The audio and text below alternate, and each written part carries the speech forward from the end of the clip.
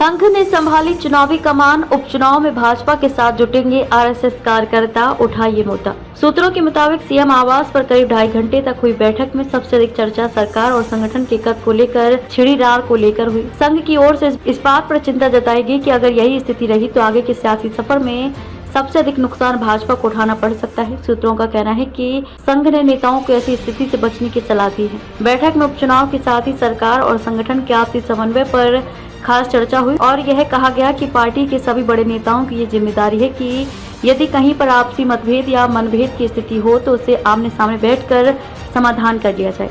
इससे पहले भाजपा के प्रदेश अध्यक्ष भूपेंद्र चौधरी और महामंत्री संगठन धर्मपाल रायबरेली रोड स्थित प्रकृति सदन भी गए थे, जहां पर क्षेत्र प्रचारक अनिल कुमार के साथ बैठक करके सीएम आवास पर होने वाली बैठक के संबंध में चर्चा की। बैठक में दोनों उप मुख्यमंत्री केशव प्रसाद मौर्य और ब्रजेश पाठक के अलावा भाजपा प्रदेश अध्यक्ष भूपेंद्र चौधरी, महामंत्री संगठन धर्मपाल, क्षेत्र प्रचारक पूर्वी अनिल कुमार और क्षेत्र प्रचारक पश्चिमी महेंद्र भी मौजूद रहे। मतदाता सूची संवाद व बूथ प्रबंधन पर फोकस। सूत्रों के मुताबिक बैठक में उपचुनाव की तैयारियों पर चर्चा हुई। खास तौर से बूथ प्रबंधन को और मजबूत करते हुए बुधवार छोटी छोटी बैठकें करके जनता के बीच लगातार संवाद करने की रणनीति पर भी चर्चा हुई। कहा गया कि विपक्ष द्वारा आरक्षण और संविधान को लेकर बनाए जा रहे नैरेटिव को खत्म करने के लिए लोगों के बीच सच्चाई रखने को कहा गया है। बैठक में ये भी तय किया गया है कि विपक्ष द्वारा फैलाए जा रहे पीडीए के भ्रमजाल को तोड़ने के लिए भी बूथवार हर समाज के लोगों को जोड़कर जनता के बीच सरकार और पार्टी के नजरिए को रखें। बैठक में ये भी तय किया गया है कि सदस्यता अभियान में पिछड़े और दलित समाज के लोगों को जोड़ा जाए।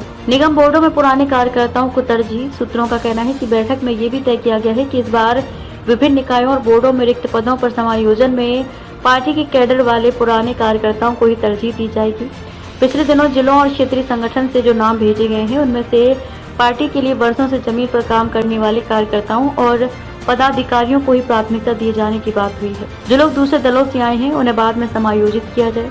कार्यकर्ताओं के संतोष पर भी हुई चर्चा। बैठक में माना गया है कि जमीनी कार्यकर्ताओं के बीच पनपे असंतोष और उपेक्षा के कारण भी लोकसभा चुनाव में भाजपा को नुकसान उठाना पड़ा है, इसलिए आगे से पुराने और कॉडर वाले कार्यकर्ताओं के सम्मान का ख्याल रखा जाए, उनकी अपेक्षा की शिकायतों को दूर किया जाए। नौकरशाही के मनमाने व्यवहार को लेकर भी बैठक में कहा गया कि जिला स्तर पर पार्टी पदाधिकारियों और जिला प्रशासन के अधिकारियों के बीच बेहतर समन्वय से जनता के काम करने की व्यवस्था को प्रभावी बनाया जाए।